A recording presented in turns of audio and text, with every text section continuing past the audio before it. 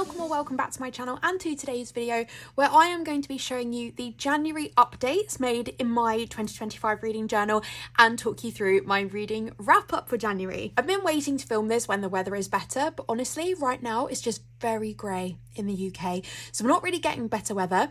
So I'm at a funny filming setup with some additional lights on today. I'm hoping that it's good enough because if I keep waiting to post this video, you're never going to see it. And obviously it's already the middle of February, so you do kind of need to see it. So I hope you can bear with that for today. So this is really the first of these monthly videos that I'm hoping to do for all of 2025, where the plan is that I will just take you through what updates I've made in my reading journal for that month and talk you through the books I read in that month as well. I do all of my reading journal work off camera because it's just my creative space to do my own thing. So I hope you can understand that I do that off camera, but I will absolutely talk you through what I've done. You can see a full setup video for my reading journal for 2025. Thank you so much if you've watched that video. The love on that video is wow, unbelievable. So thank you so much for that. But a little bit of a brief overview in case you've not seen it or want a reminder. This is a square journal from Archer and Olive in this beautiful celestial pattern. It's a very deep purple with a hollow foil on it. And the setup is a dark academia theme, predominantly with stickers from Maragona, who is an incredible artist. And then with like random papers and stamps and things like that. I also print and cut all of the book covers myself. I just put them in a Google Doc and print them out, knowing the size that I want. I will have a link in the description to my reading journal favourites, so you can check out all of the things I reference, all of the various tools that I use, the reading journal, etc. So let us flick through and look for some January updates. So the first thing I will say is that I added on these stamps onto the cover page. It felt a little bit bare. To be honest, I think it needs stars. So I think that's something that I will hopefully do before the February one of these videos. No updates to these pages because they're just self-explanatory, but I have started my bookshelf tracker. So for my bookshelf tracker, the plan is to color code each of the books based on the rating that I give the book, which is the same as I did in my 2024 reading journal, and I will have that linked below and up in the cards if you do want to check out the flip through of my 2024 reading journal, because a lot of these spreads are inspired by that. I have a key here on this post-it note which just tells me which of my pens I'm going to be using for the different books. So I only read 3 books in January, not great, we'll talk about it when we get there. That is Fourth Wing, The Lightning Thief, The Percy Jackson #1 and The Third Gilmore Girl. I do still need to put a title on this spread, so hopefully we will have updated that for February and coloured those flowers in. Then for my favourite read spread, so this is where I just cut out the cover of the book that I loved most in that month. And that was Fourth Wing for me, of the 3 books that I read in January. That looks quite wonky in there, but I don't think it is. I think it's just the stamp is quite wonky, so the cover looks a little bit wonky from where I'm sat. I have not had a 5-star read yet of 2025. I think that's still true as of the middle of February. Yeah, I mean, I'm acting like I've read a load in February. I haven't. So I think we're only on 5 books for total for the year. So no 5 stars yet. But Fourth Wing was my favourite of those reads, though I really enjoyed The Third Gilmore Girl as well. Then we have my 25 books in 2025. So, you know, we may not be off to the best reading start, but Fourth Wing was on my 25 in 25. So that's really great because that's already 1 book ticked off the list. And I just started an audiobook which I thought was on this list and it's not. So that's really sad because a lot of these are audiobooks I could have picked up. Okay, well, you can look forward to that in my February flip through. I have my 12 recommended by 12 friends. No updates here. You've seen the books. Haven't read any of these. Then I have my book box books. This is really something that I want to challenge myself with this year, to actually read the many beautiful special editions that are on my shelves, but not so far. Then I have my NetGalley reads. So I actually have read a NetGalley book, but in February. So you will get an update on that then, but none for January. And then this is my alphabet tracker. I'm really not too bothered about this. It was just a fun thing. I had these cute stickers from Plannerface. I do PR for Plannerface, so you can use my code CAT, save 10% on your orders, and add my name and notes to seller to pick up a seasonal freebie. And so I just thought I would do a fun alphabet challenge. So I put in Fourth Wing and The Lightning Thief for F and T. Then this is quite a big update since my 2025 setup video because I didn't have the sticker in yet. So this is a USA states sticker which I got from Scribble Prints Co. And I could track the countries I read from, but I'm really not bothered about forcing myself to read around the world or anything like that. I just know I'm not going to. But I read a lot of romance that is set in the US, and I thought it would be fun to track how many states I read round in the year. So it was kind of complicated to work out how I was going to do this, but what I did is I stuck down the map. I then went through a like guide, you know, a map with all the states on. I've then listed all the states here, and then I will write in the book. The only thing is, I then wonder whether I will remember what the state is. Like, I know that Percy Jackson is for New York, but it's not like I'm really au fait with US states, so I don't think I will remember for all of them. I might have to put like the states like 2-letter code maybe next to it to try and remind me. Yeah, we'll see how that one plays out, but regardless, it's going to be a cute spread. And then over here I do have my romance bingo, but I didn't really read, well, I say I didn't really read any romances. Like, I read Fourth Wing, but I don't really know which of these categories I would put them into. I mean, Xaden definitely gives touch them and die energy, but I actually find tropes quite difficult to discover in books. And, you know, there is like that, like, they're not really enemies to lovers, it's like hate to love. So that would have been better, but I don't have that on here. So I haven't ticked any of these off for Fourth Wing, but if you think that Fourth Wing does meet one of these tropes, please can you tell me? And I do still have 2 blank spreads here in case I decide to do Aurelium this year, which is the challenge from Books Race, but I don't think I will. My reading hasn't got off to a good enough start for me to get involved in Aurelium. But one thing I am thinking about doing is I've saved the book covers from like the top 100 romances of the last 3 years or the last 5 years. And I would like to make a spread with all of these to then go through and mark which ones I've read. So I might put that in here, but I might put it further down. I'm not sure, but I might not have left a gap for it, in which case it's gonna have to go here. We have my series tracker. Haven't made any progress on any of those in January. And then I have one of my favorite spreads, which is my physical TBR spread. So I have every book on my physical TBR. I print out a little book cover and I stick it in when I read the book. Now, as you know, I only read 3 books in January, and I only owned Fourth Wing on my TBR like from a while back. So I stuck down Fourth Wing, and then interestingly, I have not stuck down the third Gilmore Girl, and I don't know where my copy of it is, but I only got gifted it for Christmas by my friend Emma, but it does mean it predates 2025, so it actually probably could go there, but I don't think I have a mini version of it, a spare one anywhere, so I don't know what I did with it.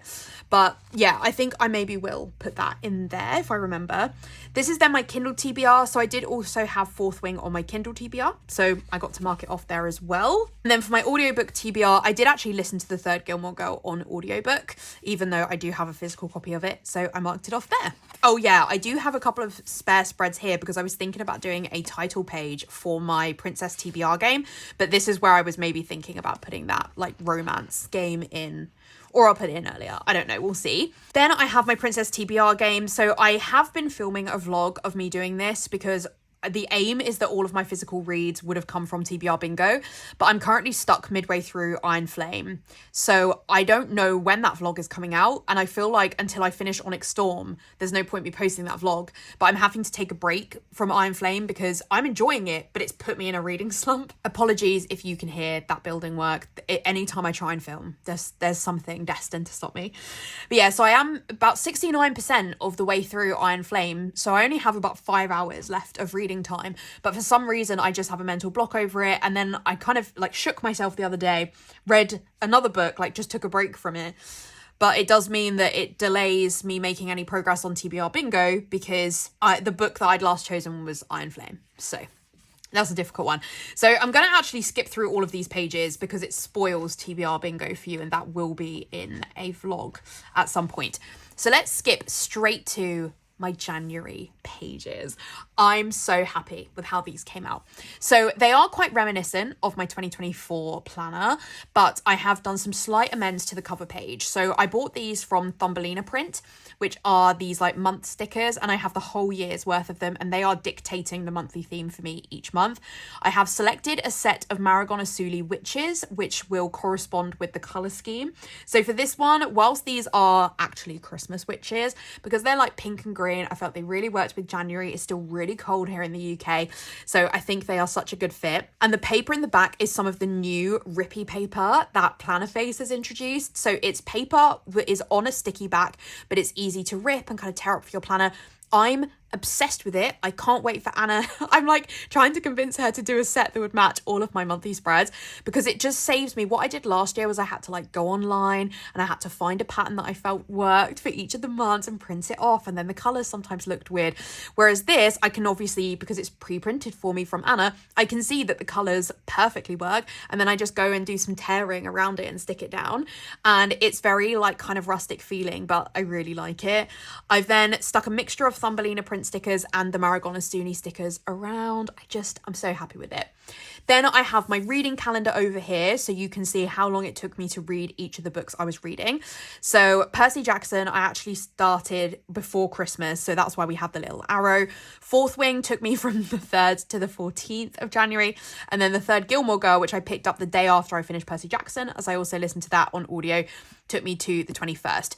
I only mark books on here that I have completed. So I was actually listening to a book by Miranda Hart for a long time, but I don't mark that. That will just get marked on my February spread, because I don't feel I track enough closely to mark like, do I read every day or things like that. So I just don't mark it. The book has to have been completed in January or that month for me to mark it. So I've moved these 4 bits of stats from the other pages, which is where I had them in my 2024, to here instead of a printout that I used to have, and I really like how that looks. I think it just really completes the spread. It fits really well with the calendar. These are 5x5 in case you're looking to recreate this in your journal.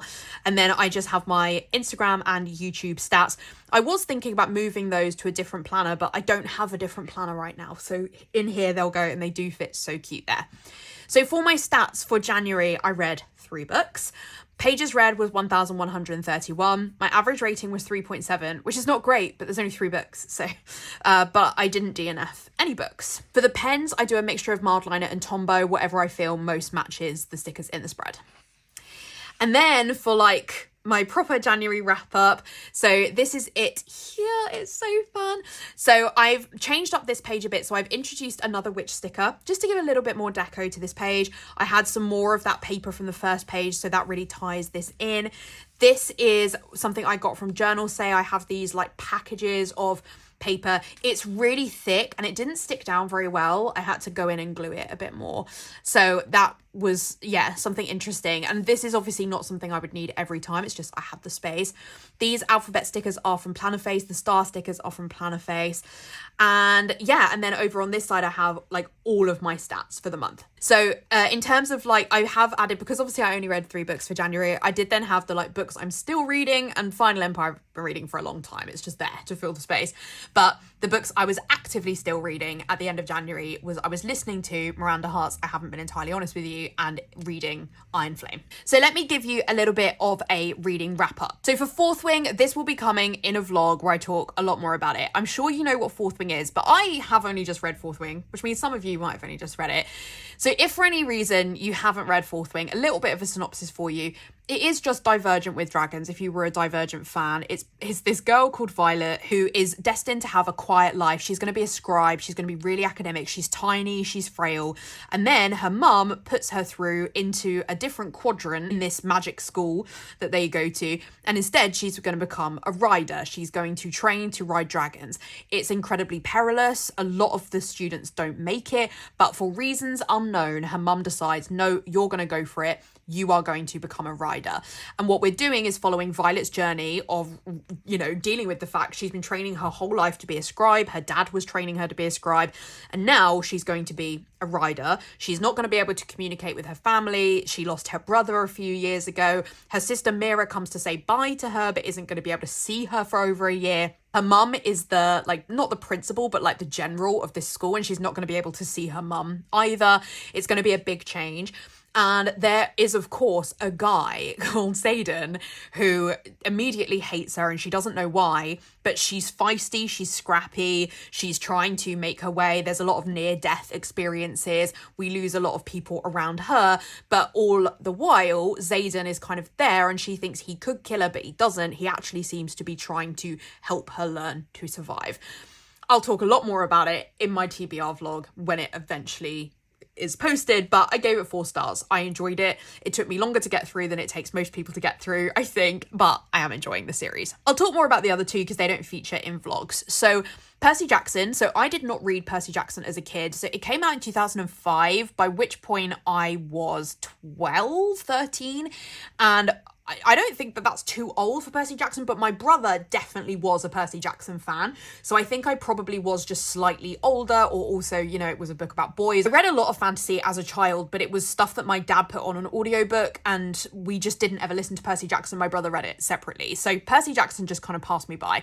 But obviously it's a beloved book on BookTube. And so I was always kind of interested about picking it up, but I did go and see the musical of it. Of course, if you know me, of course, if I can find something in musical form, I'll go see it. There was a musical of it that I decided to go and see in January, and I wanted to read the book before then, which I'm really glad I did, because the musical is very, very true to the book. And it was useful for me to be able to explain the like basic plot to my mum, and also to be able to see like where the story, well, it just didn't differ. It was very similar, apart from the end, which kind of rushed it. But so that was really fun. Editing cat here, who realised she didn't ever actually talk about what Percy Jackson is about. It's about a boy called Percy who is living in New York. He's been kicked out from multiple schools. He feels like he doesn't fit in. He's got ADHD and dyslexia, and he can't settle in any of these schools, and his mum's really understanding about it. He gets kicked out of yet another school when he ends up in a massive fight with a substitute teacher who he thinks is some kind of monster, who pulls a weapon on him. And he, you know, he doesn't want to be kicked out because, you know, they're running out of schools, but he does get kicked out again. And his mum decides to take him to the beach to have a day where she talks a little bit about his dad. While they're there, an incident happens where they are basically attacked by a monster. Percy's mum is like, Percy, run, I've got this, I'll basically sacrifice myself.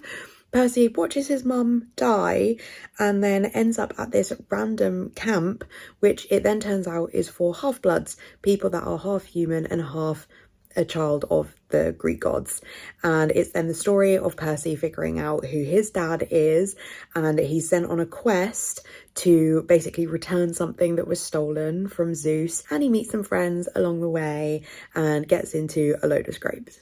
I do think I will carry on the series, but I did only give it 3 stars. I think, you know, ultimately it's always hard as an adult reading in middle grade. The audiobook experience for this, he's not my favourite audiobook narrator ever. Like, he'll say like ADHD like that, which is just like, it doesn't have a flow. It's very American, and I am quite fussy about American audiobooks. I think I would have preferred it if it was British, but that wouldn't remotely be appropriate because Percy is based in the US. I think that did maybe disrupt some of my enjoyment of it, but also it had, in my opinion, the same issues as Eragon, which I reread a couple of years ago, which was a book that I loved as a child, but it's relentless back-to-back stuff happening. And I guess like when you're a child reading, that's what you want, isn't it? You want there to be so much action and really keep you on your seat. As an adult, that doesn't interest me as much. I want a lot more backstory, and I don't think that Percy Jackson or Eragon have enough of that in the first book. And I remember when I was listening to it, I just kept thinking, please be done now. Like, and especially because there's like quite a big twist that happens about 3/4 of the way through the book,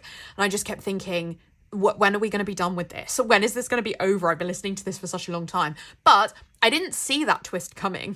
In the musical, it's really obvious, but it wasn't to me in the book. But that might have also been because I maybe wasn't giving all of my energy to listening to it. But I think I will carry on the series because I'm a romance girly and I want to see Percy and Annabeth get together. So I'm really just here for that. And then I listened to The Third Gilmore Girl, which is the biography from Kelly Bishop, who plays Emily Gilmore, the grandma in The Gilmore Girls. And I always knew I was going to listen to this, and then Emma bought it for me physically for Christmas, and I thought, no, I'm just going to crack on. I'm going to listen to it. I'm really keen to. A lot of people were talking about it in wrap-up videos on YouTube, and it's really good. Kelly is a really honest person. Like, I don't like biographies that are really name-droppy or just feel like they've been written to make money. I feel like Kelly's biography is actually her being really honest about mistakes she made, but also being really honest about amazing times that she's had. And when she's telling these stories about her husbands or about the Gilmore Girls cast, she's really talking about her friends, not just name dropping people, which is what I feel like Michael Ball's biography is like, for example. example. She has lived an amazing life, and I think especially if you're a theatre fan, it's a really enjoyable listen because the majority of her early career was in theatre. So for me, as a theatre person, I loved hearing all about that. And she just is a really good audiobook narrator as well. Obviously, she's an actress, she knows how to play stuff up, and that just came across really well in the audiobook narration. It is not really about Gilmore Girls, I will caveat though. Like, she was obviously part of Gilmore Girls for 7 seasons, but it really, Gilmore Girls, in my opinion, forms a very small part of this book, especially as it happens alongside her husband being very unwell. And more of the focus is on that, which I totally respect. You know, clearly her husband was the love of her life, and hearing her talk about him is really emotional. But if you are listening to this because you want to know about Gilmore Girls, this is absolutely not going to tell you anything you don't already know. There's no juicy facts, there's no juicy gossip or anything like that. And they don't even really talk massively about being on set or what it's like to be part of a show like that. She doesn't really talk about that. She just kind of briefly mentions it over a few chapters. So just a caveat there, but I really enjoyed it and I would really recommend it, especially for theatre fans. So for my stats, I mean, there's only 3 books, so it's not massively interesting to talk about. But anyway, all three were novels. For the source, I listened to 2 of them on audio, read 1 of them on ebook because Fourth Wing took me forever, and I then went straight into Iron Flame. And obviously that doesn't feature in this month. This one, I did put some paper here in the corner, and I'm not sure if I like what that looks like because it disrupts the circle, but let me know. For the genre, I read 1 fantasy, 1 fantasy romance, 1 biography. For the audience, 1 adult, 1 new adult, because I class new adult as being like early 20s, or like from when you would go to university, so like 18 to early 20s, I would say. And like, especially with Fourth Wing, it does include like a lot of sex scenes and stuff. So I think it's not YA because of that. I think it moves into new adult, but I don't think it classes as adult. 1 middle grade, obviously, for Percy Jackson. And then I do put biographies generally as adult. All 3 authors were new to me, which I don't think that that's ever happened. So that's a cool stat. In terms of series, 2 of them part of a series, new series, unfortunately, what a way to start the year, and 1 standalone, obviously a biography. For country, 2 of them are from the USA and 1 is part of a fantasy world. I do at the end of the year track all of these stats all together in my big wrap up, and I do have a really cool country map that takes the stats based on the country, so that's why I mark if there's a fantasy world. Publication year, 1 2024, 1 2023, 1 2005, and then acquired obviously 2 of them audio, 1 on Kindle. That's it. I've not done any spreads, so sometimes I'll do a spread for a book or a series if I feel like I have things I want to write about it or pictures I want to show. I think I will do a spread for the Empyrean series once I finish Onyx Storm, but until then I don't think I will bother. And then for Percy Jackson, if I listen to more of them this year, I think maybe I would do a spread for them, but I anticipate I'm not going to get through more of Percy Jackson this year, to be honest. The next video after this one is going to be my series check-in, and that was just really useful for me for reprioritizing and reminding myself what series I really need to get through that I've been in the middle of for a while. And so with my audiobooks, I'm trying to prioritize finishing off some of the series, because actually a lot of series I could finish, I would finish on audio. So I'm trying to prioritize that rather than carrying on Percy Jackson for now. We'll see what happens though, because Percy Jackson's maybe an easier listen than some of the others. But I also, really excitingly, in June, I'm going to go and see Jasper Fforde live, who is one of my favourite authors. Shades of Grey is like one of my favourite books. It was I reread it in 2024. It's one of my favourite books. And he's coming like quite near to where I live, and me and my friend Sarah are going to go. But he's talking about the 8th book in a series that I've not read. So I'm probably going to listen to those on audio. So I've got to get through 7 books of his before June as well. Now, obviously, June is a while away, but time flies. How are we already the middle of February? So I just don't really anticipate that the rest of Percy Jackson is going to happen this year. But never say never. But we are aiming to finish the Empyrean series, so hopefully you'll see a spread for that later in the year. But otherwise, that's it for today's video. I hope that you enjoyed hearing a little bit about what I've been reading in January. I apologise it's not the most interesting because I only read 3 books. But in February, I have already finished 2 books, and I am in the middle of another 3, though let's maybe not count Final Empire. So in the middle of another 2. So I anticipate you will have a more interesting February wrap up from me. I hope. But if you did enjoy this video, I would really appreciate a like. And if you haven't already, I would love it if you would subscribe. In the description, I will have a link to a document which is called my reading journal favorites. So you can check out all of the links for things that you see featured in my reading journal. And I will also have a link to my Instagram and my Goodreads if you want to check out any more content from me. Goodreads especially, I always update my books when I'm in the middle of them. So Goodreads is a good place to see what I'm reading in real time. Otherwise, I'll see you in my next video. Bye.